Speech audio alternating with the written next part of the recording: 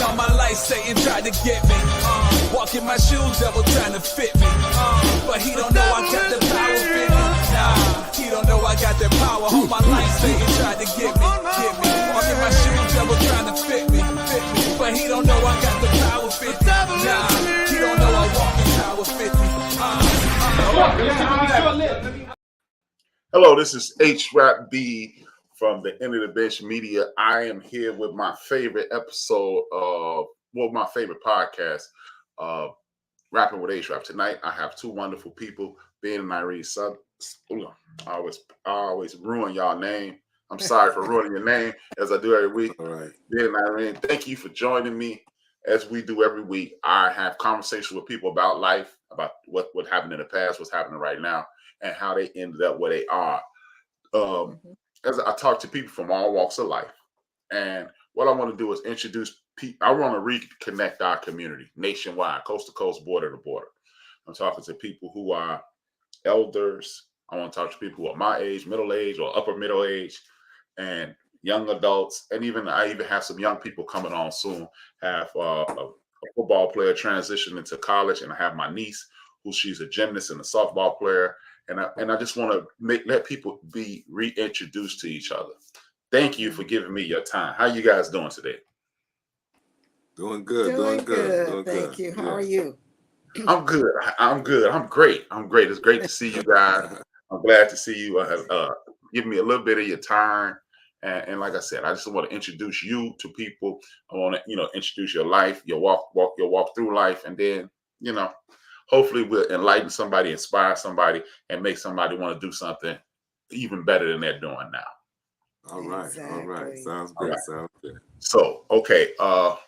As the screen said, this is Ben and Irene Sudderth. It is great to meet you guys. Please introduce yourselves to the people who are watching, and we can move forward.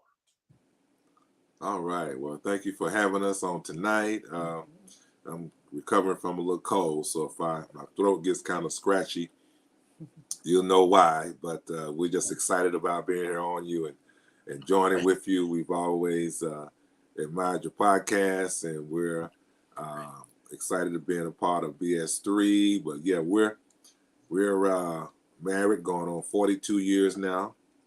That's wonderful. Been together for 48, going on 49 years. High school sweethearts. And we just thank God for blessing us with all of these years.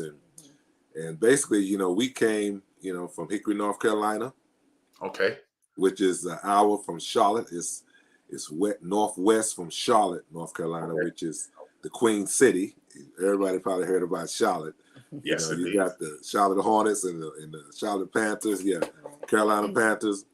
But yeah, we're originally from there, and we basically grew up in a town, Hickory, North Carolina, and it's considered the capital, the furniture capital of the world. Okay. So we're just excited about being with you and have this opportunity to share, what we experienced growing up. Okay, thank you. And I had no idea that was the furniture capital of the world. See, again, we've learned something already. Me and my supporters have learned something already. North Carolina and South Carolina, I've been doing a lot of research on both of those. I didn't know up until recently, 40% of the Black people in the United States of America either come from North or South Carolina. I did not know that. Right. Wow. To this very day, 40% of the Black people, we have our roots right there. And with that being said, we're talking about roots. And as I always ask people, this is the first question every week. What is your oldest and most fond memory? And then we'll just go from there.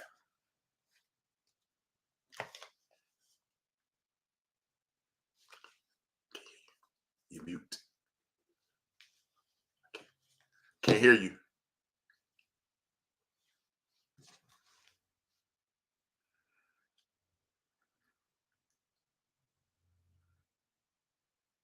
Say something now. Still no sound. No sound. Say something now. Can you hear me now? I can't hear anything you're saying. Maybe I have you. No, I'm not. You're not muted on this side. You have to be muted on the other side. Why don't you try to go out and then come back in? Okay. Well, this is what happens when you have a live podcast, folks. Sometimes you have technical difficulties. They'll be back shortly, and then we will reintroduce you to the Sudderth family. Wonderful people. They are people of God. They're part of a church. They're part of church family. They're spiritual people, parents, grandparents, people who are helping their son launch his network, BS3. We're going to get into all of that when they return. It's going to be a very interesting conversation. They will be back shortly. They had a few technical difficulties. They could not be heard. We will get things going shortly. Thank you for tuning in. Hit that like, hit that share. Tell a friend to tune, tell a friend to tell a friend to tune in as usual. This is Rapping with HRap. This is where I introduce you to people from all around the country. I am trying to galvanize our community. We're trying to put ourselves in a better situation than we are in. We are a mighty community. So what I'm doing with this program is introducing you to people who are all around the country, who look just like you, who have some of your similar experiences. And as soon as they return, we'll be able to get this ball rolling. How you doing, Ben? Your parents had some sound issues. They went out. They're coming back in shortly, and then we'll get everything going. And thank you for tapping in. Thank you for tapping in. And thank you for hitting that like button, too. Hit that like, hit that share, please. Please, share the link, tell people to tune in. The Sudderth family will be back, and we will get this thing started because they have things to do, and so do you. But thank you for tuning in. Somebody just said, hey, because I think that may be Sean. We'll see, and I'm going to see in a second. Sean, thank you. Hit that like button. I see you on the Facebook side. Hit that like button since you're on the Facebook side.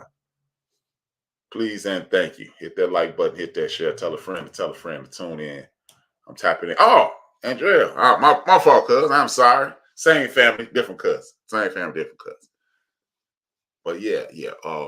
My guests are having a bit, small technical difficulties. We couldn't hear them. They started talking, and then they went out, and they're going to relaunch, and then they'll be back shortly, and you'll be able to hear the life and times of them. 42 years married, 48 years together, from North Carolina, right outside of Charlotte. This is going to be a wonderful conversation because I do believe we need to pay more attention to our elders. Our elders are the reason we're in the situation we're in now. They set the foundation for all of us. So when we listen to them, we be able to gain the knowledge from them and put ourselves at a more steady foundation and then propel ourselves to greatness. My man, Big Illinois, thank you for coming back in. No, not me. See, there you go. It ain't me, chump. It ain't me, chump. But thanks for tuning in anyway. Hit that like button. Hit that like, hit that share, tell a friend. Man. Here we go. They're back. All right. I can hear you guys. I can hear you. Okay. I had to switch to that MacBook. Oh yeah, that's always that MacBook is a special tool. Yes. Okay. Okay. The last thing I asked was, what's your fondest and oldest and most fond memory? The floor is yours. All right. So I'll go first. I also grew up in Hickory. Okay. And I was on the east side. Okay. And the fondest memory that I have is I went to an all-Black elementary school, which my uncle was the principal. Wonderful. I could walk within 5 minutes of the school, lived right across the street from my grandparents, on a dirt road at that, and a neighborhood full of, elderlies that looked out for us throughout the day, even though there was no threat. But just to think, and I only went to that school for 1 year, and then, of course, there was integration. And so I will never forget that as long as I live. I still remember the teachers. Now, when we integrated, I don't even remember the teachers, don't care to remember the teachers, the students, or anybody else until I got to we called it junior high. But yeah, that was my most fondest. He was on the other side of town, so his is totally different. Okay. But yet it was still just very similar though. All right. Thank you. The thing is that we actually, me and another young girl was the first to integrate the elementary school on her side of town called Kenworth Elementary. We was there in the first grade, and we was the first blacks to actually go to that school. And one of the things, I don't know if it's a fond memory, but one of the memories that I have of that particular experience was my mother would always show me this class picture of that elementary school class, and we were not included in the picture. Wow. Me or the other young black girl, and we're still friends today. And actually, we're wearing a T-shirt that she designed. Okay. But so we were never included in the picture. We were never included in activities. So eventually, after that first year, my mother transferred us back to Ridgeview Elementary, and because Ridgeview was the actual prominently black school in Hickory, North Carolina. And the fondest memory of Hickory when it comes to Ridgeview High School was basically the Untouchables, because the Untouchables, I don't know if you've seen it on our podcast before, but Untouchables was the high school team that went undefeated and unscored on. Whoa. Yes, they were state champions, undefeated and unscored on. So Ridgeview was a very prominent high school in that particular area. And everybody would come from different counties to Hickory to work either in the furniture factories or in the hosiery mills to send their kids to Hickory High or Hickory. It was called junior high school then instead of an elementary school. So that's one of the fondest memories I have, is how I was able to go back to Ridgeview after that experience, because it was a traumatic experience. And I'm glad my mother decided to send me back to Ridgeview. You know what? I've never met anyone who was in the integration situation. You know, everybody I know, my mother, she was born in 47. I don't think she went to an integrated high school or any integrated school. Chicago, where I'm from, it's extremely segregated. I mean, you would think, Chicago's supposed to be this cosmopolitan place where everybody's getting along, but it's the polar opposite of that. How does that feel to be uprooted from your comfort zone, the people who love and care about you, and put into what kind of things did you face going into that environment? Oh, wow. So for us on the east side, it was quite racial. Walking to school was the norm. And of course you get the N-word, you get the, all of the threats and the, just insensitive comments, and so we would all, of course, walk in a pack. And then as we got into junior high, our community was the last pickup as far as the bus was concerned. And so all the white kids would literally sit with their back against the window and stretch their feet out across the rest of the seat. Of course, we couldn't sit in the front, and we had to go to the back. And so there were no seats, and we had to stand up. And there was this one gentleman in my community would always get on and call them Peckerwoods, and it would be on, right? And it was just like, okay, we know we're going to be late for school. It's just going to be, and they would kick us off the bus, and then we had to walk.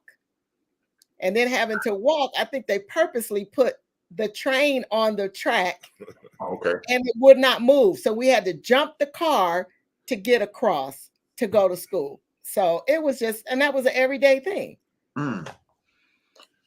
What about you, sir? Well, it was interesting to me. My experience was a little bit different.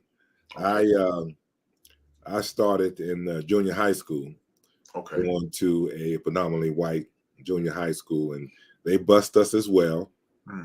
But the experience wasn't as traumatic for me because I grew up. My parents had white friends. Can I say they were domestic servanthood? So they had some white individuals that we were able to communicate with. So I was around white people pretty often when growing up. And so it wasn't traumatic for me as that particular experience. and because of the bus ride, we wouldn't have to stop in any other location. We just pick up in that particular area. We would go straight to junior high school. But you know, my thing that I loved the experience was, you know, the sports. We enjoyed playing sports and having the opportunity to play sports. And so I had, you know, actually, you know, had white friends, and she's still puzzled with that now. Like, how in the world? And we have actually a couple white friends of mine from high school and junior high school that's on Facebook now. We still communicate on Facebook. So my experience with that integration piece wasn't as bad. Now, the class before us, they had problems. Oh wow! Yeah, we actually had a race riot in our high school because the class before us and the class before them. So we'll say we're 77. Okay. The class of 76 and the class of 75, they really didn't get along. Okay. And we had a race riot in our high school because of a biscuit. Somebody threw a biscuit across our classmate threw a biscuit across the lunchroom, and it hit one of the brothers in the head. So he went off. And I actually got expelled because I came in through the front door. She was on my arm, and I threw up the black sign, and they said, well, you instigating the riot. So I got suspended because of that. I didn't get expelled. I got suspended. Okay. But for the most part, our class pretty much got along pretty well. But the other thing is that, see, I hung out with the older brothers in the class before us. The most of my friends graduated in 76. Okay. So those are the ones that had issues. But the class of 77, we were pretty much okay. Wow, and you know what? And you know, for whatever reason, I went way further back than that. You know what I mean? Because I was thinking 76, 77. And like, how long before the things got comfortable for the young people in your community while being integrated? Because when you said just started getting integrated, I promise you, I went back to the 60s. I'm like, okay, right. 60s. You know, right. Well, it was in the 60s elementary when we got integrated. Oh, elementary. Okay. Yeah, that was elementary. We only spent first grade. Well, I did first grade in the all black, and then, you know, I went second grade, and then I guess you did this. You went back second grade. I was the opposite. I did first grade, all white school, me and the other white girl, and then second grade, I went to all black elementary, and then we was officially integrated during junior high school. Okay. That's when they closed the all black junior high school and high school, and also elementary school. So that was what? That was in, I guess, 70. Yeah, we started junior high was sixth grade for us. Sixth grade for us. Whereas middle school starts like seventh seventh grade for us, and middle school starts sixth grade. Right. Yeah, but you want to talk about how did it ever get normal? Hickory, I must say, and I'll let him finish, but Hickory is still a hick town. That's what I call it. Okay. It's still a hick town. We go home like once a month, and the stares and the looks and the up and downs, and you know, there's still people that still like. And I heard you say on the forecast the other day, it's like, you know, people think you don't like white people, and you said that's partially true.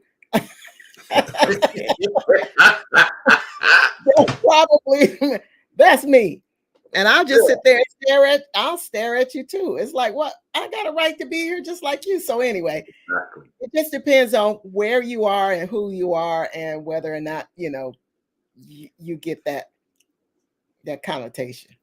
Well, we experienced growing up, you know, right before the civil rights movement. You know, there was a track, and you hear the connotation of the wrong side of the track. You grew up on the wrong side of the track. Well, there was literally a train track, as Irene mentioned, through the center of town, and the black folks was on the south side, and the white folks on the north side. But we had to go across the track to go downtown. So we were in elementary school. right during after the civil rights movement, we was able to attend the movie theaters that were white movie theaters, but we couldn't go on the first floor. We had to sit in the balcony. Mm-hmm. And we had to go through the back alley, go upstairs, through the back alley.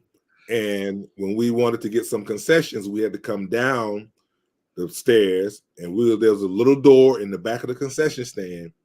And I vividly remember this. We would have to get our popcorn through this little slit out of the back door.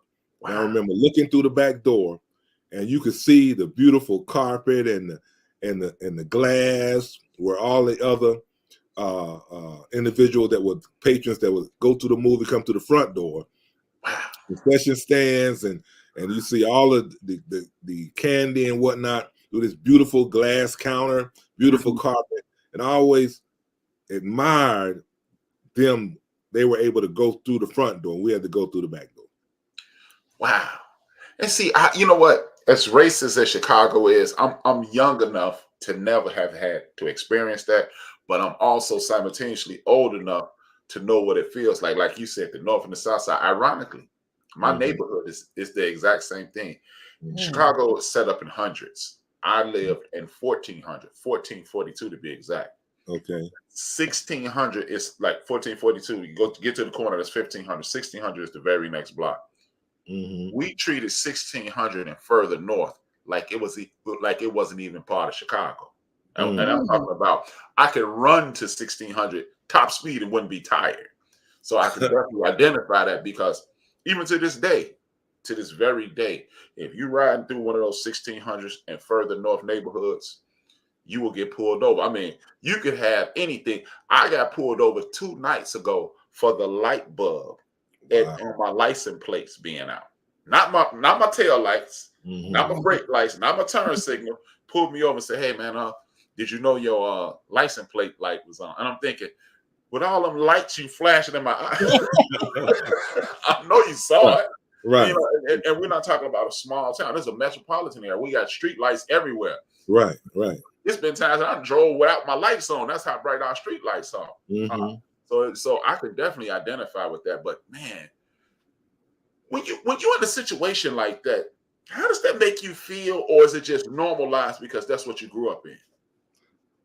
You know what? HRap is normalized because you don't know any different. Okay. You would admire them, and you would have a desire to be able to experience what they're experiencing, but just to be in the theater, we felt was a blessing. Right. We had our own theater, and that's one thing about integration. We were segregated. We had our own movie theaters. We had our own nightclubs and pool halls and barbershops and beauty salons, and so we had a striving community, like I mentioned before, because a lot of people would come to Hickory from different surrounding counties. So we had certain advantages growing up in Hickory, North Carolina. But when you look at the quality of that experience, it wasn't the same as what the white people experienced, because they had better quality, they had better materials. So we were just thankful just to be there, just to be able to experience it. But even though we're desired to do better and to have a better opportunity, it wasn't to the point to where we wanted to rise up and protest because we had to go through the back door. We was like, well, we're in the back door, and some of the brothers, they would take advantage of being in the balcony. You know how we get sometimes. And they would spit over the balcony. They would do other things over the balcony. So make a spill your drink. Right. So, but yeah, it felt like we were being taken advantage of or disenfranchised. But to look back on it, now when I look back on it, I really see how we were discriminated against. But at that particular moment in time, we were just thankful to be able to go to the theater. You know what? Now he sees it. I mean, walking, we had to walk to town. Okay. And downtown, there were some stores that they just felt we were not allowed to be in. I'm the baby of 6, and I have two albino siblings, two siblings that are lighter than me, and then one sibling that's my complexion, all the same mama, same daddy. But when my albino sister and I would walk, we would get this look and this hatred. Like, what are you doing in this store? You don't have money to buy anything, and do you need help? And I mean, I would have attitude. I really would. No, I don't know. I don't need your help. I got my money. And if I buy something, then, so it was and enjoy moving to California. It made things a little bit easier, but it was a little bit more subdued, but people were a little bit more cordial. But then coming back to Georgia, it's like some days I'm telling you, HRap, I need to stay in the house, because if I go out in this community, I'm afraid I'm gonna say something that's not gonna be. Mm-hmm. I can definitely relate. I have a friend. He'll probably be in it shortly. His name is Kirby Alexander. Kirby told me about, you go to certain functions, church functions, you get out later than you normally would. It's this community called Bridgeport here in Chicago. And he was telling me this is right before the pandemic. So this is not 10 when we were younger. I'm 53. This is not when we were younger. This is 10 years ago. I'm 43 years old. And he told me about, they left this church function. They were at a recital or something. And when they left, they went into Bridgeport, because now Bridgeport isn't as racist as it used to be. Right. They go into this place and they have on their shirts and ties and everything, and ordered their food. They ordered some sandwiches. It was a sandwich shop. They ordered their sandwiches. Mm-hmm. He said 15 minutes later, 12 white guys walked in and just watched them eat. Sit there and watch them until they were gone. You still get dirty looks. I was like, a couple years back, I went down to Texas for Juneteenth, and it was shocking to me, because when you're from the northern part of the country, they tell you Texas, the way people describe Texas, it should just be right next to Mississippi. So that's the way they describe it. And don't watch out for Texas. Watch out, take Texas. It's just everything about Texas. And one of the things that shocked me, and I had been to Texas before, but just as a younger person, I was chasing girls and I was hanging out with my cousins, so I wasn't cognizant to what was going on. Mm-hmm. And I remember getting off the plane, going to this place called Smokey Joe's. It's a black-owned barbecue place. Mm-hmm. And I was shocked that it was other people outside of black people in this place. And I'm like, because here in Chicago, if it's black owned, you only gonna see black people. Okay. So black owned mean black patronized. And we went on Doc's boat, and it was a guy with a big Trump sign. And they just said, "Hey, how you doing?" I was like, "Hey," and it was just like, "What in my mind, I'm like, what you mean, hello? You speaking?" Right. And so when I hear these stories, and especially, I'm glad you guys are in the 70s, because like everybody I've interviewed, they've been of age in the 70s, and they wasn't moving around like that. They already in the midst of growing, raising their families. Mm-hmm. How was it in the 70s? Because you got the civil rights situation ending, you got the Black Panthers halfway through it, and then everything started to change. Talk to me about those 70s, because I was born in 70, and then you guys were coming of age in 70. So you will really be the first person I've actually had a conversation with that was coming of age in the 70s. Okay. Go ahead.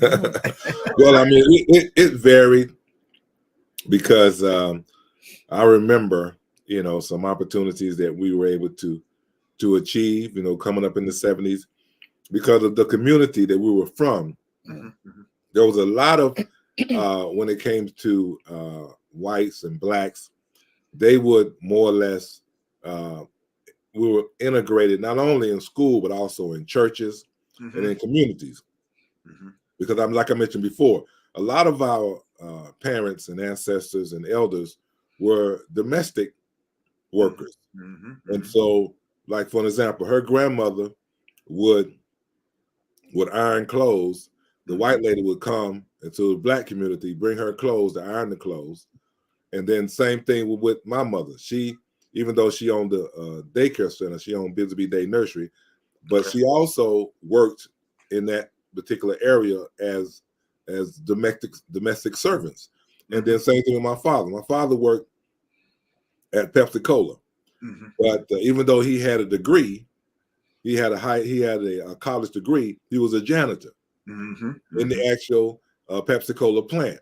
But he also worked and did lawn care services for this white owner. I never forget, he owned the flower shop. And we would go over on the weekends to mow his lawn and do certain lawn care services at his particular house. So we were able to use that opportunity to not only go into those areas, but also to build relationships with Caucasians. And we would take advantage of these relationships. Now, they felt that they were using us, and we didn't know anything about as far as the pay that we were receiving, as far as equal pay or anything like that. But we would use that as an opportunity to build a relationship, and also opportunities for us to advance when it came for us to try to do better and improve our living situation. So in the 70s, in the 60s, you had more hardcore when it came to trying to adjust to being integrated, because you know, when you look at segregation, like I mentioned before, there was a lot of advantages and benefit because it was a camaraderie, it was family, it was unity, because there was less crime, because you respected more people. You respected people in your family, you respected business owners. But in the 70s, you were trying to take advantage of this new relationship that you was trying to establish in the white community. Now, there may have been some difficulties along the way, but as far as my experience, you know, I was able to benefit from it. But even though I benefit from it, I still went to HBCU, still went to all black college. So, and I still got my degree from John C. Smith University in Charlotte. I went to Fayetteville State in Fayetteville, North Carolina. So even though I experienced it, I still gravitated towards my people. And see, and that's, oh my God, thank you. You know what, you did me two favors right there. You show how, hey, just because I'm working on the other side does not mean I leave my people. And the most important thing I think you showed us in that portion of the conversation is this. You said your father had a degree and he worked 2 jobs. You just dispelled, your mother had her own business, she worked another job. That helps dispel these foolish thoughts that we don't like to work, we're lazy, we're shiftless, we don't do anything, we're not willing to work our way up. And that's one of the very reasons I want to continue to have these conversations with anybody and everybody in the world, because it shows young people, for one, hey, sometimes you got to start off on the ground and work your way up. And it also shows older people, hey, just because you think you have what it takes does not mean that you still don't have to continue to work. You don't have to work every day, each and every day, 24 hours a day, 7 days a week for the rest of your life. Thank you for sharing that. So you now you're moving towards, you know, you're getting older. How did you guys meet? You said you're high school sweethearts. Now you're in high school. How did you guys meet? Yeah, like he was telling you how friendly he was with the white folks. You know, we were in the same junior high, but you know, I was not visible then. And then when we get to high school, was your locker across from my brother's? I think it was. So my brother, his locker was like right across from his. From my husband's. And so instead of me walking all the way down the hall, that's when he began to notice me. But he had a girlfriend, you know, at the time, you know, but anyway, he decided to come over to the east side. Yeah. So that was in 75. Of course, I was playing hard to get, you know, but we went to the prom. He kind of crossed over. He came back to the black side after that. Bless his little heart. But anyway, we went to the prom, and I went with a neighborhood friend. That was not my boyfriend. And then he came with his friend. It was Bubba is his name. So we became really tight. Like he became my chauffeur when we used to go and hang out. But anyway, I ended up talking to my husband at the prom and left the other dude. I'm like, whatever. And that's how we began to really began the relationship in 1975.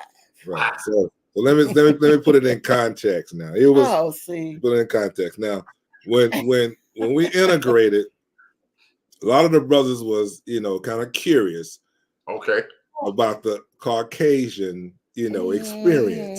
Mm-hmm. So we kind of, had to dab a little bit in that particular opportunity to see how far we could go. Now, when I look at it hindsight, a lot of us, especially in her family, a lot of her cousins ended up marrying Caucasian women. Mm-hmm.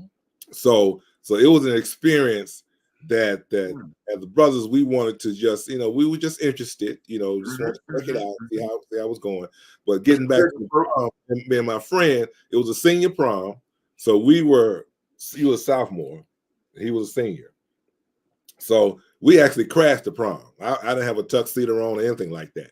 We crashed the prom, and it was my goal to go to the prom in order to spend some time with her. So like she said, that when I went there, she left her date, and then back then, we had what you call after parties. Okay. So after the prom, you would go to somebody's house where you had the after party. Mm-hmm. And we actually sit out in front of this person's house all morning long, HRap, talking about our experiences. And then we click from there. And as they say, the rest is history. Mm-hmm. Yeah, you know what? How was that received? A lot of, because again, we fresh off the 60s. So people still, that vitriol is still in the air, the anger is still in the air. You got to, like here in Chicago, it's the Black Panthers. And what was going on and how was that interracial thing received? Well, now he's saying with the nephews that's married now. Yeah, like how they're much younger. They're much. I thought you meant people in your age group have ventured over to the other side. Who with the Review Panthers? Janice brother, Babe Bro. Well, he's in a totally different state. One of my cousins was with the Untouchables. And of course, he went to what's the pro team? He went pro. Minnesota Vikings. And a good-looking brother. I'm telling you, I'm trying to figure out. Forgive me, Lord. I hope she kind of looked like Granny or Beverly Hillbilly, Lord. But anyway, I'm trying to figure out what happened. Right. That's my whole question when I see that. Even today, it's like, okay, you tried the black side and then you went, well, whatever happened, I don't know. Sisters are hard to deal with. That's what I can understand. And the white women will, with their look, some of them just as nasty, I'm sorry to say, but they will do, they whatever. I'm just being real. And so that's how they capture them. Yeah. But the thing they about have it, bad experiences. Right. The thing about it, HRap, is that when we look into our family, especially on my father's side, because my grandfather was very light skinned. His mother was half white, half Native American. Okay. So there was always that integration part that we had experienced even prior to the 70s. Okay. And a lot of it, was because during the slavery period, you had the slave masters would rape, the black girls. And so in that essence, we always had fairly fair-skinned people in our family. So, and at that age, we didn't know the intricacies of what really went on because, you got family secrets, so you never really know. Like, for example, she has a grandfather that's very light. He actually passed for white. But they won't give any information about his history, about his past. It's all kept secret. And that's one of the things that really bothers me when you talk about what bothers me about that era, is that when something happens, the family feels that I don't know if they're just ashamed of what happened, or they're embarrassed about what happened. But a lot of the individuals that were fairly fair-skinned, they were able to take advantage of that, and they were able to have certain privileges that the dark-skinned and live double lives. They had two families. They had two families, Mm. and so a lot of our light-skinned, especially my family, they own property, and because they were able to cultivate that relationship because of their fair skin, because of their history, even though they may have white or Caucasian blood in them, it may not have been something that was conceptual, but it was still there. Exactly. And they were able to take advantage of that. Yeah, I definitely understand. I got a grandfather, a great grandfather, excuse me, my mother's grandfather. His name Theodore Whitmore. He could literally be Colin Powell's brother. Wow. That's how light he is. And if I didn't, just mentally looking back, I'm like, I bet you he passed. Because he had some opportunities. From what I understand, he had some opportunities that were not afforded to traditional Black people. He's the first Black man to be afforded a city contract for repairing city vehicles, and I'm almost certain that's how he got that position because and that was smart, back in the day. They very savvy. Our people were savvy, could navigate and make their way through any situation, especially if they were of a lighter hue. They could work that system. My husband had family across the tracks that had a pharmacy. They owned the pharmacy, and they would supposedly they had motorcycles and would take the medicine over across the tracks to the Black people. Right. Now we're still finding out this information, but can you imagine? Right. The patrons or the patients couldn't go to the drugstore. So they would have couriers. Wow. That would carry the medicine to the Black neighborhoods. And yes, that particular owner of that drugstore was very light, and they had Caucasian blood in them as well. And the actual drivers of the bicycles or the motorcycles were very light as well. So you're right. They had opportunities that those who are dark in complexion did not have. Yeah. It's strange how we have to navigate. I got a very close friend and his family. They were part of the Arkansas people, the Arkansas 5. They integrated with Ruby and those people. With Jerry Jones, and he told me recently that he still has some family members that they were already there, just passing. And that has to be relatively scary to be living that life as well. That's what I always wanted. I would like to have a conversation with one of those people that was passing, and how does that feel? Because you're always wondering if you're gonna get found out.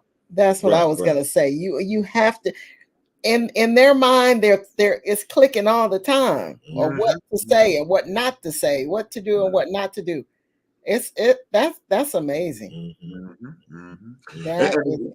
Yep, and that's why I want to have these conversations, because these stories are being lost. And this is a guy, and that's what I tell each one of my guests. It's who are elders. This is a guy by the name of Umbate Pot. I read his book, and he said we need to document our elders, because every time one of our elders transition, it's like a library burning to the ground.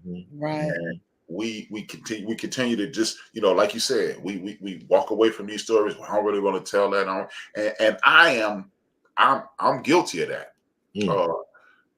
Part of my story is a few years back, my mom was diagnosed with cancer, and I was a sole healthcare provider. My dad died 4 months before I was born. I never asked my mother. I understood how he died. He was a member of the Black Panther Party of self-defense. He got hit in his head in December. No. He got hit in his head at the back to school function in September. He died April 4th. I knew exactly how he died. He was sitting. He came home complaining about a headache. Sat up in the bed, started tearing blood, screamed, and never came back. I knew that, so I never asked my mother one question about my dad. My mother passed away September of 2010. I started asking questions in June, and I wasted 40 years. So that's also part. And my mom actually inspired me to do my podcast, start my podcast mission. But and that's why I want to speak to people about these experiences, because we're losing these experiences. And the way the country's going now, everything is a lie. So we need to have people who've lived these things tell these stories, and so we can continue to hold on to these stories. They don't mean anything to anybody else, but they mean the world to us. Exactly. Right. And so that's interesting you said that, because every time I talk to my mother, our phones have recorders on them. And I'm just recording what she says. Wow, that's wonderful. There are stories that she told me about my grandmother. I had no idea. And so when I'm in her presence, I tell her I'm recording, and I just ask her questions. And then even now, what we're trying to do for our grandchildren is that this is your great, great, great grandmother. Yes. She was such and such and such and such. Put a picture with documentation, put it in a book. I want to publish those books for them so that they will know. Again, back to my grandfather, that no one has a picture of. You ask, and they're like, we're not going to talk about that. And it's like, can I just see what he looks like? No, none whatsoever. So I've always been intrigued. There's one last three actually people that I could ask, and I have not had the chance to do that, and I need to do that. It's like, it bothers me. Nobody wants to talk about it. And then we're so segregated as people and community. Let me show you how segregated we are. Moved to the north side of Chicago in 1980 when I was 10. I was about to turn 10. One of the first people I met was this guy named Sean. Me and Sean hit it off instantly. Been hanging out since 1980. We were over there July 3rd, 1980. Been hanging out since then. August 6th, which is my birthday, 2016. I hadn't seen Sean about 4 years. We started laughing and joking. Hey, I'm seeing you, blah, blah, blah. We laughing and joking. Good to see you. Where have you been? We make a long story short and a short story shorter. Found out that his dad is my dad's first cousin. What? Been hanging out all these years. No. And then because he said he had gone to California. He said I was just moved to California with my dad for a few years. I was like, yeah, I got family in California. He was like, where? I was like, in the Bay. He was like, yeah, Bay not that big. I may know him. I was like, my Aunt Louette, my Aunt Pearl. He was like, hey, Pearl got a son named Scotty. I said, yeah, that's my dad's cousin. He was like, that's my dad. All these years, 36 years hanging out, did not know that was my cousin. So no reunions. Literally, if I used to live on the 5th floor of this building, I could literally look out my window and see his house. Wow. 2 blocks I could see his house. So it's crazy. So yeah, the fact that we won't talk about these things is why I'm glad you're giving me some of your time and talking about these things. Now you're coming out of high school, prom, you guys are together. What was the next move? How did you end up in California? Oh, we knew that question was coming up. Well, we dated for 7 years. Of course, he was off to college, so it was, a long distance relationship. I stayed in Hickory. And so after the 7th year, we kind of took separate paths. And I decided, my brother was at Stanford. And so he left Hickory right out of high school. And he was like, you guys ought to come to California. This was 81. And I had just graduated college. He had, a few more months to go. And we had started kind of getting back together. And I said, you know what? I'm out. I was going to go into the Air Force. And I'm like, nope, I don't like that. I don't like planes. I don't want to do that. So he offered us the opportunity. And so I went out to California first. Okay. And as soon as he graduated, he kept saying, come on, let's get back together, And that is exactly what happened. When he got to California in January, I got pregnant with Trey. BS3, day one, as soon as he got there. And I'm thinking, I'm out of Hicktown, I'm out of the country, I'm ready to live in Cali. And then we get pregnant, yeah. And the thing about it, HRap, when I look back on it, I'm the only child. Okay. So it took my parents 8 years before they actually conceived me. So me and my father was really close. Okay. And I was late getting to the airport. And he really didn't want me to go to California. Okay. So he kind of delayed it and kind of hoping I would miss my flight. And he really didn't want to say what was on his mind, that he didn't really want me to go. But then I found out later, I'm not sure if he knew or it was just the Spirit of God trying to keep me there. We ended up having cancer, lymph node cancer. And while I was in California, the first couple of years, you know, I'm hustling, I'm working, trying to make the money. You know, I got a new baby. And so he continued to deal with the chemotherapy and the radiation. He fought through that cancer in order to fly out to California. All right. To hold his first and only grandson, which is Trey, his namesake. Mm-hmm. And then when he went back, you know, he passed away. So now when I look back on it, he really didn't want me to go. And I'm not sure if it was because of that or because I'm his only son. And we was really close. And we did a lot of things together. And so that when I left, after I went to his funeral in 82, I didn't go back to North Carolina for 10 years. Oh, wow. Because, you know, as the only child, my mother, she ended up closing the daycare business. Okay. And she moved to California after my father passed. Okay. And she was helping us with the kids. And then she started working in another daycare center, a nursery or daycare center in California, in the Bay Area, got her own apartment. So I really, you know, even though I had cousins, you know, back in North Carolina and South Carolina on the East Coast, I really had no reason to go back. So it was 10 years before we went back. So when we went to California, we was in Berkeley, Berkeley, they call it. Now you talking about a culture shock. Going from Hickory, North Carolina to Berkeley, you talking about, you know, it's a melting pot. Now you know about the Bay Area. Mm-hmm. We have every nationality you can think of. Yes, indeed. In that area, especially that was crazy. It was crazy in Berkeley.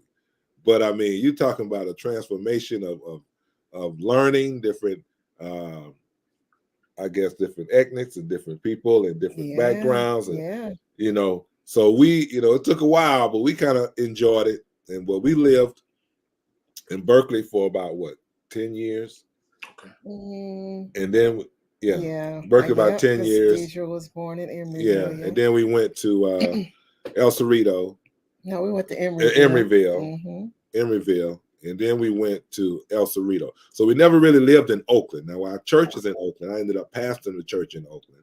Okay. We never really lived in Oakland, but we, you know, experienced the Oakland experience because my wife, she works for the city of Oakland, the port of Oakland. Okay. But we always commuted.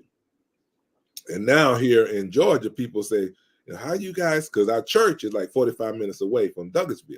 Okay. You know, how you guys drive our way to church every Sunday? Because we're used to it. You know, in the Bay Area, we used to commute. An hour. You used to commute an hour. Our church, like I said, our church is in Oakland. So we drove from we was in El Cerrito, and then Vallejo to Oakland. So we're kind of used to it. But it was a shock, but just the environment of the Bay Area, I mean, it is beautiful. When you talk about the three bridges, because we was coming from El Cerrito or Vallejo, you can see the Bay Bridge, El Cerrito, you can see Carquinez Bridge, San Mateo, and San Rafael. San Rafael, and the Richmond. So on a clear day, it's nothing like it. I mean, coming down 80, going to Oakland from El Cerrito. So it's nothing like it. So that was, not only was the culture a shock, but the environment was a shock, you know, growing up in the South. Because you go to Lake Hickory, you know, and that's the only water you saw, you know. If you go. It better be daylight. Right. Yeah. Don't play around. Because when we first got there, we both worked in San Francisco, even though we lived in Berkeley. And that was beautiful. Yeah, so we took the BART to San Francisco every day. So learning, you know, the San Francisco culture as well as the Berkeley culture, and then being a part of that city environment, and you know, just, you know, two young people coming from, you know, the South. We were just mesmerized, man. We were so excited about just the beauty. I mean, you've been to San Francisco. You know how beautiful it is. You know, it's a peninsula. You got three bridges. You got the I mean, the Golden Gate Bridge. Yeah. And that was a blessing too, because people were so surprised. We never had that Southern drawl that, where are you going? All that country. We never had that. So people say, where are you from? I said, North Carolina, no. And I worked with a person that was from North Carolina. I mean, he had that Southern drawl and just that twangy, I'm like, oh my goodness. But yeah, they were just amazed. They could not believe it. I'm like, yeah, I never have had that. So even coming back down south to Georgia, it's like, oh my gosh, I cringe when I hear it. I really do. It just irritates me. It does. But I'm like, I smile. You know what's real funny about that? People ask me all the time, am I from the South? Wow. They say, boy, I'm laughing because I get called country at least once a week. My mother used to say, you so country. I'm like, what? Well, last time I was in Arizona, some of my buddies work for the CIA and the FBI. Wow. And they was like, hey man, what part of the South your boy from? I'm like, the South. I'm not even from the South side of Chicago. What are you talking about? It's funny that so when you said that, I was like, wow. So I wonder what they would hear when I went out. What they would hear when I was out there. Yeah. Right. Well, recently we met family from a part of South Carolina where is Geechee. Okay. And I'm looking dead in their mouth, and I have no idea what they're saying. And it's just like they have to say it 3 or 4 times, and we're like, what? I don't want to laugh because it's really funny the way it sounds, but it's like, oh my gosh. So it was nice meeting them, but I never could have a conversation because I never knew what they were saying. Mm-hmm. And the other thing about San Francisco is, you got somebody that was on, is that when I worked there, I worked in the Fillmore district. Okay. So you're talking about historical, wow. Black community. Yes, indeed. Oh man. When I enjoyed that. I tell you, we used to go every summer. They had the parties and the block shows and whatnot. You have all these, that's Sly and the Family Stone and all these artists would come, in that particular area in the Fillmore. Yes, we loved it. And he worked at Church's Chicken too. So every day. The big chicken wing and the okra. Oh my goodness. That's my buddy's younger brother. He said Geechee from down in the Low Country. Okay. Yeah. And you know what? The beautiful thing about the Geechee people, if you look into them, they are some of the people who escaped the slavery. They didn't get caught up in it. And and so they kept a lot of their African roots, and that's one of the few places I haven't. I've drove through the Carolinas. I stopped for a little while and kept going. I never sat down in the Carolinas, and that's one of the places I definitely want to visit because, again, especially when I found out over 40% of the Black people in America come from the Carolinas. I was like, yeah, I got to get there. I have to get there. But one of the things we also learned is that, like your viewer just mentioned, they escaped slavery and they went to islands on the coast of South Carolina. So we just did a podcast on what's Nerai's mother or grandmother? Oh, Septima Clark. Clark. Her parents left. They were in Savannah, in South Carolina, Charleston, and they left and they went to the island right off of the coast of South Carolina. So you're right. A lot of those roots, those African roots, were continued because they would cultivate their own cultures and not even have their own environment, their own communities. Yeah, and as your wife mentioned, as your wife mentioned, that's the beauty in being Black. No matter where you put us, we gonna rise to the top. There's nothing gonna be. We have never been held back. We've never been slowing down. We've been slowing down. We've never been stopped. And that's the beautiful part about that. And like you mentioned, that Fillmore district in Oakland is insane. And I've never seen so many different people in my life. You see Latino people, you see Asian people, you see white people. And again, I'm always shocked. Being from, I'm telling you, when you come to Chicago, if you sit down in Chicago, you would be like, when you go down, I saw your pictures when you were downtown Chicago. It looks like Chicago's just this wonderful melting pot. No. I was looking at your pictures. I was like, good, they didn't go past here. Do you understand? When you guys were at the river, 2 miles to the west, the racism starts. Wow. 2 miles to the south, the racism, because you were on Wacker, what is known as Wacker Drive. And I found out on Jeopardy, Jeopardy question. Only one city in America. Only one city in America goes north, south, east, and west, and that's Wacker Drive, just south of the on the south part of that river. And it's amazing how the racism starts. That Wacker Drive is 300 north. When you get to 800 north, you start getting funny looks. Once you get you can go, you have to stop the funny looks. You must go to 1200. Well, let me see. Not now. It used to be 1200 south. Now it's 2500 south. So like 2 miles to the south of where you were. That's when you all but say now you can be comfortable, but that's when the chaos starts. So it's just a unique city. And when you leave Chicago and you don't see that same racial tension, and I've had unique experiences in the South, and I knew I wasn't welcome, because I was over at Morris Brown. So I always remember the last time I was down at Mo Brown, and me and my buddies were riding around, and I'm showing them, and then he was like, "Hey, want to go to this chess place?" I said, "I know where you're going," and somehow we made a wrong turn.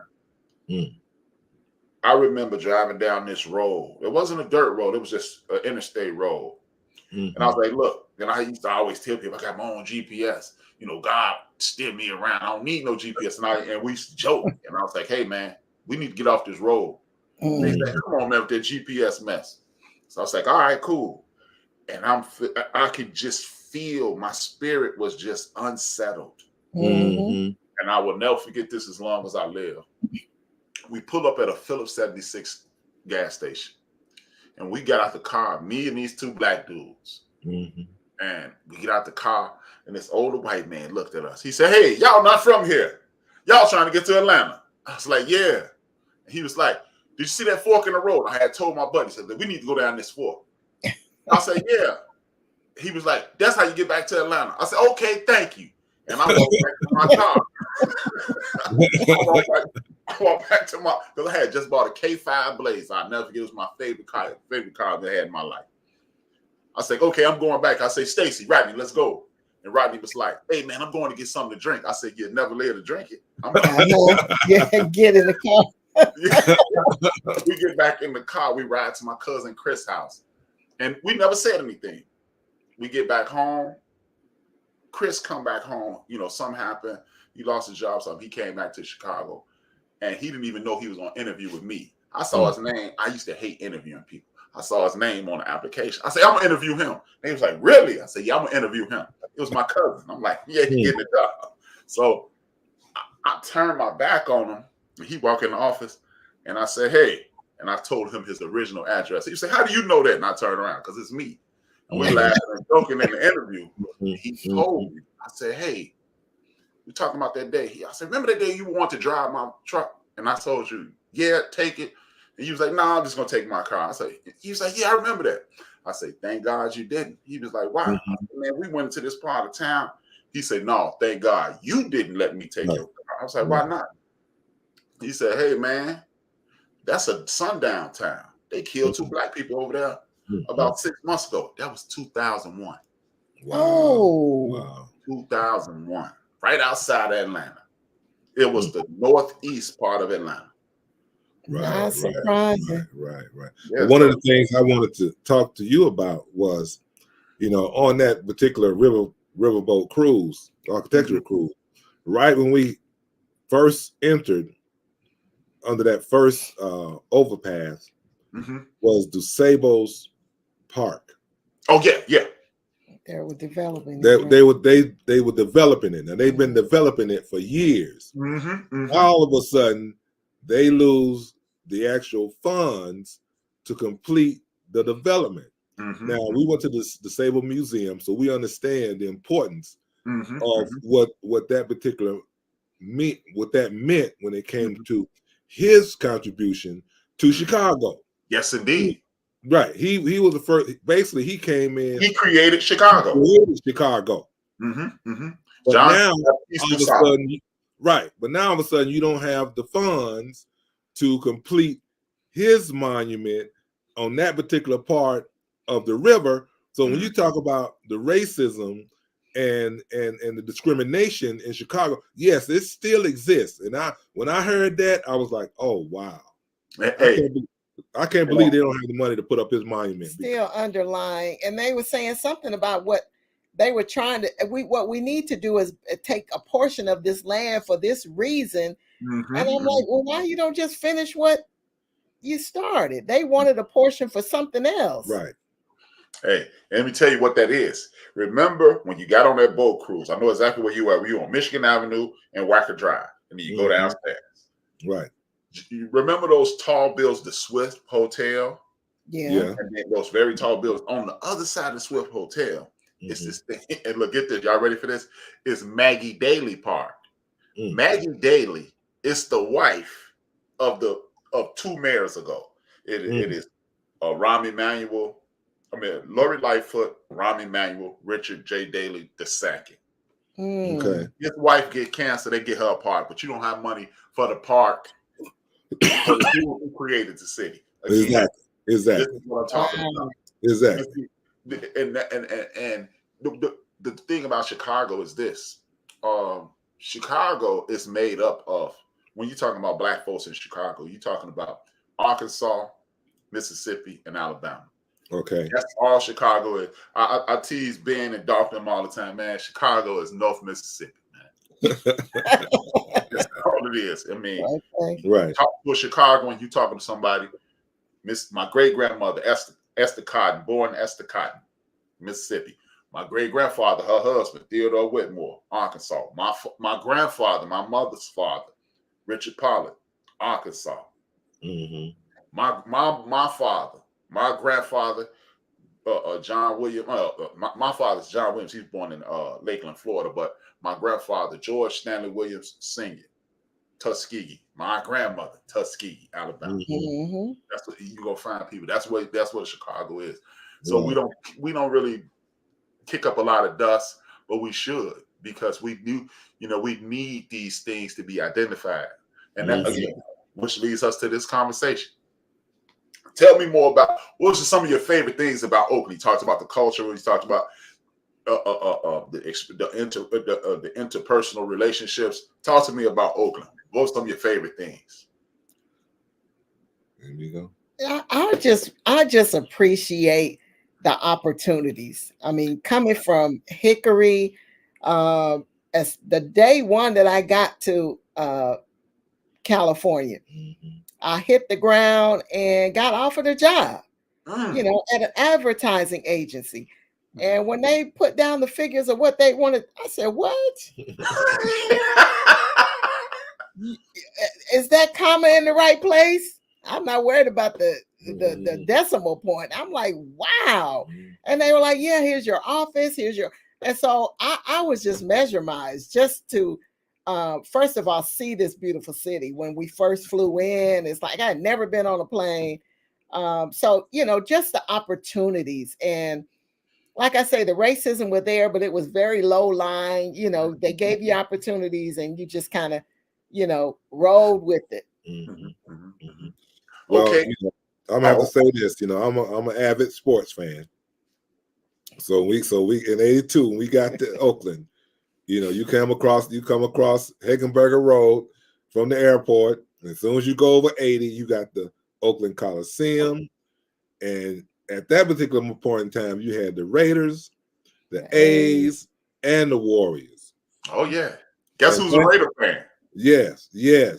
Now, I was a 49er fan. I'm going to be honest with you. I wasn't a Raider fan. Not that black hole. Yeah, I was a 49er fan. But just still, you had those particular sports teams in that location, in a predominantly black community. Because when you talk about East Oakland, you're talking about East 14th, they call it not East 14th now, Independent Boulevard now. They changed it. International. International Boulevard. They changed the name. But you're talking about, and you had some Hispanics in that area, but in the 80s, it was predominantly black. Right. And when you were able to, most of the fans, at least half of them were black or Hispanic. Most of the as far as the workers, when it came to the Coliseum or Oakland Coliseum or the arena, Alameda Arena, they were basically mostly black. And actually, Trey, he still has a friend he grew up with. He's still working with. Well, he's in San Francisco now, working with the Warriors. So that, but growing up as an avid sports fan, seeing Hickory. When we grew up, we didn't have the Charlotte Panthers. We didn't have the Carolina Panthers. We didn't have the Charlotte Hornets. So when you grew up, you were either a Cowboys fan or a Redskins fan. And I was a Redskins fan. That's a derogatory term now. Now they're the Commanders. But so to be able to live in an environment where you have all of these teams right there in a location, and our church on East 12th Street was only maybe 10 minutes from the Coliseum area. So that was, the most thing that I remember that I really enjoyed the most, on top of, being able to enjoy the culture, the multicultural events within the city of Oakland. But, just because when we went in 82, in the 80s, you had the 49ers winning Super Bowls. When you had the Raiders, they won 1 or 2 in that era. And then when you jumped into the 90s, you had the A's winning the World Series. Yes, indeed. In the 2000s, you had the Warriors winning championships. So there was always parades, man, I'm telling you, in San Francisco or Oakland that we just enjoyed. So that was most of the fondest thing I could remember about Oakland. And one other thing, let me add, working for the city and the port has so many perks. And so although we made the money to be able to buy a ticket, we didn't have to, because they had a skybox. And anybody that wanted to go to the game were allowed to go. They gave away the tickets. When we flew out of Oakland, we could park for free. You just had all of these nice little perks working for the city. And if nothing else, my grandfather told me, get yourself a government job. And he actually got me the first government job. I used to work for the Hickory Police Department. Oh, wow. I sure did. I was just thinking about that. Lord brought me through that, because I was doing some stuff I had at the police department. Lord have mercy. But anyway, if it wasn't for my grandfather having connected with the Parks and Rec director, who was white, he got me my first job. And so from there, I went on and hooked up with the government again, with the city, and then the port. Her job at the Port of Oakland was called Jack London Square. Okay. Jack London Square is right there on the port. On the water. On the waterfront. They would have ferries that ran from Jack London Square to San Francisco. So just to be able to go down, and I would go down and pick her up after work, or we would go down for lunch.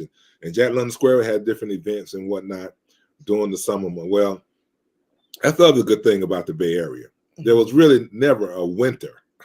Right. It was never really a summer either. So you always had to have a jacket in the Bay Area. So we did a quick thing. I'll be short. We had a family reunion, and it was in July. And most of our family, it was a Lawrence family reunion from my mother's side.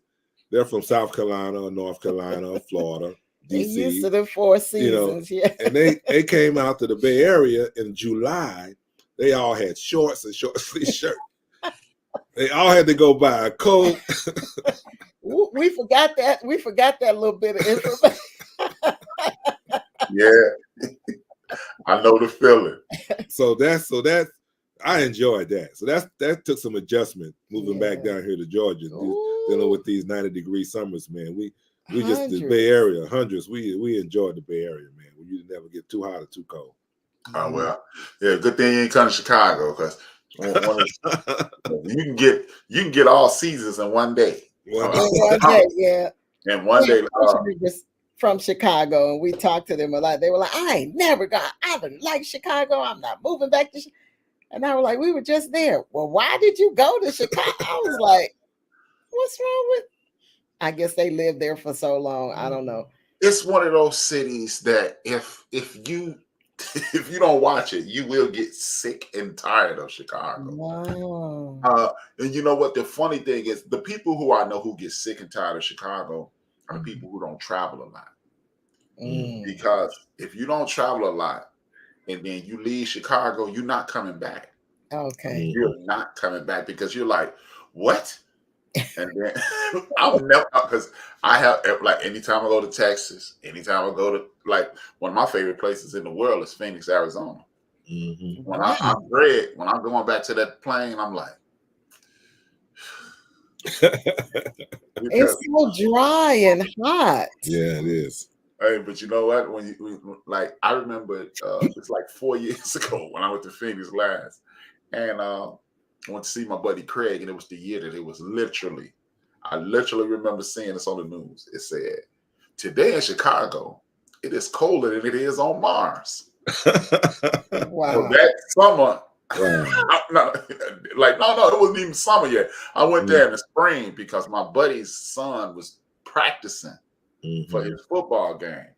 And we were standing out there, and it was like 94 degrees. And I was just standing out there, and I'm watching the practice. And he was like, hey, man, let's go. I know you're ready to go. I was like, ready to go where? He was like, hey, man, you're not even sweating. I was like, yeah, I'm thinking about February. Right. Like, I'm trying to steal his heat. But yeah, if you don't travel a lot, you just travel occasionally. When you leave, my cousin Mike, he's like a brother. He moved to Florida. He moved to Florida. My mom passed in 10. He moved a month before my mom passed. He's been home about 6 times. Wow. If that. And 2 of those times was because his wife had deaths in the family. Okay. So he's only visited twice. Oh. Okay, young people, there you go. All right. Yeah. So okay, you're out of Oakland. You're raising your children, but this is when it gets ugly. The 80s were pretty rough on Oakland. Talk to me about that. Well, before, when we first got to California, we said 5 years and we're out. Oh. Yeah, 5 years and we're out. So when Trey was born in 82, I was counting down. It's like, okay. And then, we had 3 more after that. And it was just like, no, it's not happening. I was really concerned about raising our children in that environment. I really was. And we would go home to North Carolina as often as we could. And I think that influenced them actually to go to school in Georgia. They love the South. They love the South. So they appreciate it now. I think the youngest is just like, I don't want to go back. She's the one that came home after she graduated from Spelman. She came back home. The other 2 didn't come home, Right. But no, he didn't say I got to get my freedom. So that's the thing. That's the thing about it, HRap, is that in the 80s, like I said, when we got to the Bay Area, we live in Berkeley. Okay. We worked in San Francisco. You worked Allendorf, 6 years? 6, 7 years? About 7. About 7 years. And I was area manager for Church's Chicken for about 6, 7 years. So, and we got there in 82. So the 80s, we really didn't spend that much time in Oakland because our church was in Berkeley at the time. Okay. So, right. So during that 80s era, when you had all of the drama in going on in Oakland, in Oaktown, we really didn't spend that much time in Oakland. We really didn't get to Oakland until the 90s. Yeah, 88 is when I... Yeah, 88. 88. So it was like late 80s and 90s. But I never worked in Oakland. I pastored the church in Oakland, but my particular job, my degree was in business administration. So I was account executive. So I would do most of the traveling in the Bay Area. I had a lot of different clients in Napa. So I would go to Napa. I would go to Fremont, Castro Valley. You know, so the Oakland experience was very limited for us when it came to that particular era. So we didn't experience a lot of negativity in Oakland at that time. And that's the way I wanted it. People are like, "Oh, you from California? You from Oakland?" No. No, let's be clear. And I know I worked in Oakland, but I never wanted to live in Oakland. Never. I always wanted, we always wanted better for our children. The schools in Oakland were just not the greatest. And so wherever we lived, that was the main criteria. What are these schools like? We were on the border of Richmond. I'm sure you've heard of Richmond and El Cerrito. Half of our street was Richmond, and half of our house, right? We were on a hump. So when you came over the hump, that meant you were in El Cerrito. Wow. So the mailman would literally stop at our next door neighbor as far as Richmond was concerned. But yeah, we just never really wanted our children in those type of environments. And I know they said we were so sheltered. We didn't get to do. It's like, yeah, they should be glad, because it was crazy, in my opinion. It was a lot going on. But now we did experience the when they were doing a lot of rioting in the stores. On the Occupy Oakland. Occupy Oakland. Did you hear about that? You heard about that. Occupy Oakland, that was doing what started that? I know they blocked off freeways and they would crazy. The city and the port would let their employees out early. They had to shut down. They had to shut down because they were doing sit-ins on the actual freeways. Oh wow. Yeah. So we did experience that Occupy Oakland. Yeah. And you know what? That's Oakland is United States. I won't say world famous. The United States famous for protests and things of that nature. Right. That is home of the Black Panther Party, self-defense, things of that nature. And this is even to this day, they still doing sit-ins and things of that nature because of the gentrification. Oakland, I've always, it's the funny thing. I'm in the middle of the map.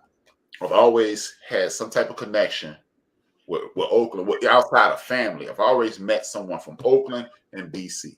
And the thing is, we are almost like kindred spirits. And everybody I know from Oakland, when they come to Chicago, they will come to Chicago. Of course, they would have to buy a coat at the airport. Right. And I will always tell my friends, bro, don't come in February. Stay away in January and February. But they one of them suckers always get off the plane. Like, hey, you're going to freeze to death. We need to go get a coat.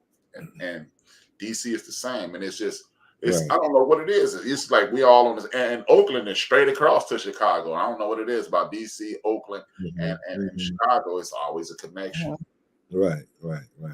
And even when you was talking about the school system is the same here in Chicago.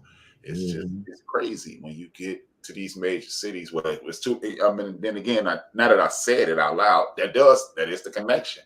There's too many brown people in these cities.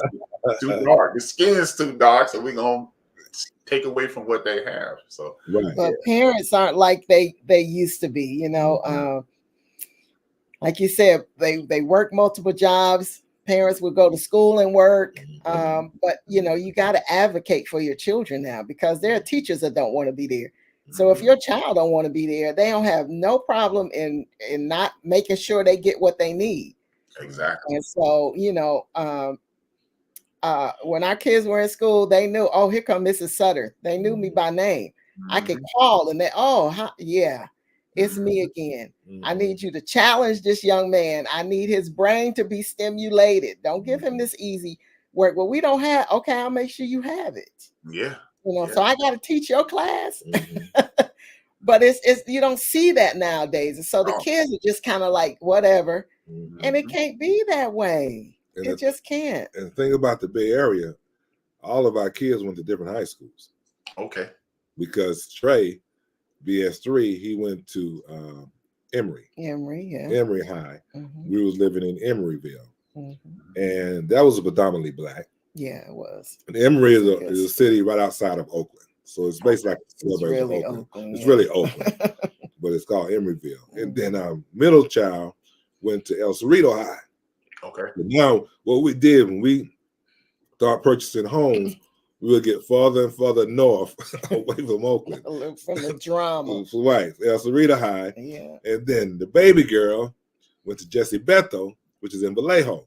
Now, the interesting thing about Vallejo is that she was in the band. And the majority of the band students with were our cousins, the Filipinos. Were Filipinos. So the majority, so that school was about half Black, half Filipino. Wow. In Vallejo, California, which is about an hour from Sacramento. So you're going north up 80. And when she was in the band, out of all of the band students, maybe 10 out of 50 were Black. The rest were Filipino. Wow. And that was interesting. Yeah. Because I've never known any Filipino people before growing up in Hickory, North Carolina. Now, we had a couple Asians, Chinese went to high school. We had a couple Hispanics went to high, but as far as this culture where you have predominantly schools that are predominantly and Filipino, and then just to look at their culture, and we also did some research on their mannerisms is very similar to Black folks.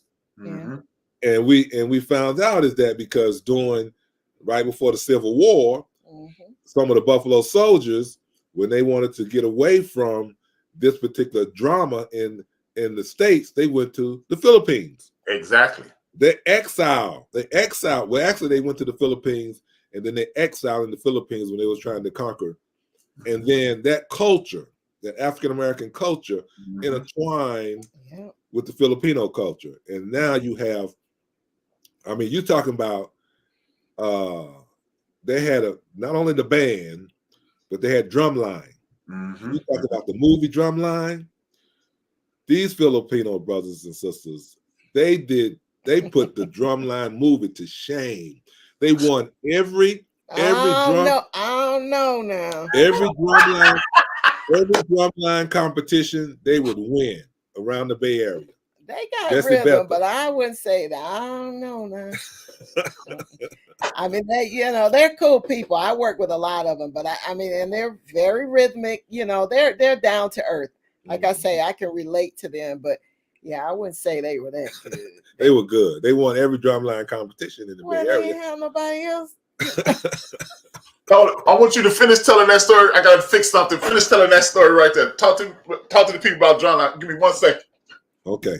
So basically you had all of the drumline musicians were Khadijah, our daughter, wanted to join one time, but she was a flute player or a piccolo player. So she said, well, I want to play drums. I said, well, you got to have a certain rhythm to do drums. But the majority, well, all of the drumline members were Filipino. Now, they did have 2 African-American teachers, but the actual band leader, or the director of the band, was Caucasian, but he was a bass player, and he played for a rhythm and blues group in the Bay Area, in San Francisco, in the Bay Area. So the actual band director was white, but he was a bass player, and he played rhythm and blues. So he had that rhythm, and then they had 2 brothers who were the actual instructors of the drum line. And they would go, mainly to Walnut Creek, like you said, majority white drum line. So the competition probably wasn't the greatest, but they would win every drumline competition. I'm talking about, they were excellent. So that was something that really was eye-opening, how other cultures they emulated African-American cultures. And we have to there we go. They were defected. There you go, Filipino embassy. Okay. Yeah. 2 weeks and all my life. Yeah. Wow. Yeah. Yeah, and you know what? That's the thing, and it is easy to integrate with our culture out there because that's where all that funk comes from. Like you mentioned, Sly and the Family Stones, and a whole even in the late '80s, what he was talking about. What's the name of the group? I want to say Lucy Pearl, but that was later.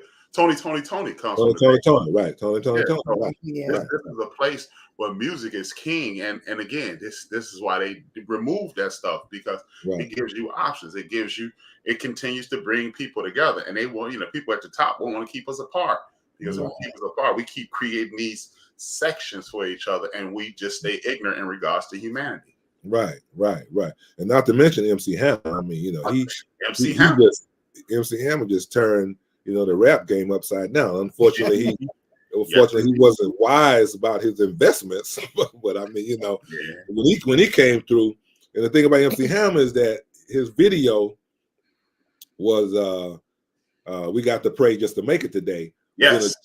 Was in a church on Old Grove Street, which is right down the street from our apartment when we lived in Berkeley. Mm-hmm.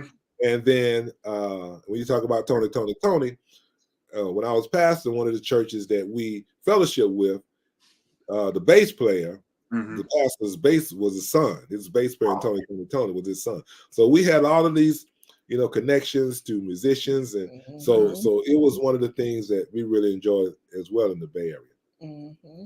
Yeah, I mean, this is like what I really like my buddies from the Bay, and actually going to the Bay. The funny thing is, I've been around this country a lot. I've never been to LA. I've really never had any interest. I went to the Bay initially because I was a Raider fan, and then I just fell in love with the way it looks. Aesthetically, it's one of the most beautiful places I've ever been in my life. And it is, it's rich in music, it's rich in culture, and that's how we trick people into staying in Chicago. You come to Chicago, you see all these beautiful places, and then every weekend, and that's something else I noticed about the Bay. Just like Chicago, every weekend is some type of cultural festival. Right. That's how we trick people in Chicago. Oh, it's so beautiful. I love these festivals. And then that 20 below zero hit, and they're like, what happened? Don't worry, it's only here for 60 days. There you go. But and that is something that I truly appreciated about the Bay. And it does, California itself is a beautiful place, but it's just certain pockets that you're not living, because I got my buddy, he from LA. LA is, I'm assuming, it's a wonderful place as well, but it's so urban that it's just like Chicago, but the Bay is different, and I really appreciate it. Right.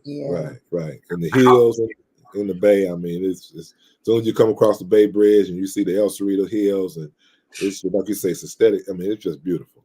The only thing that really tripped me out, though, is that, getting to California, and they were like, look at the beautiful mountains over there. And I'm like, what? Those are mountains?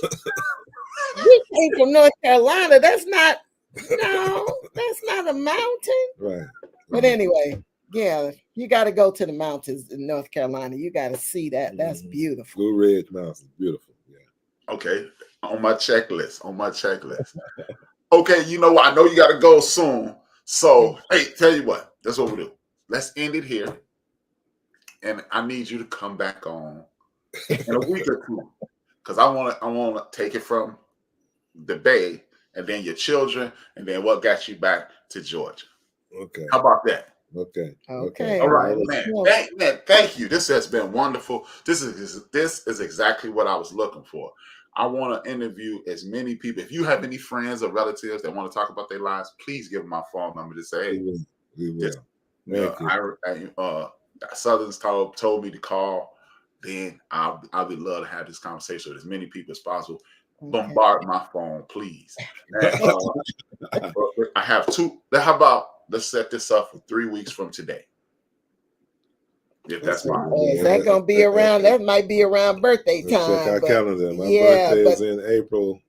Okay.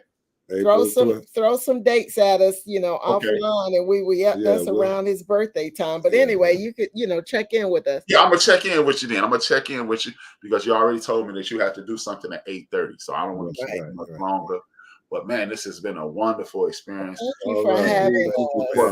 Thank you for giving me your time.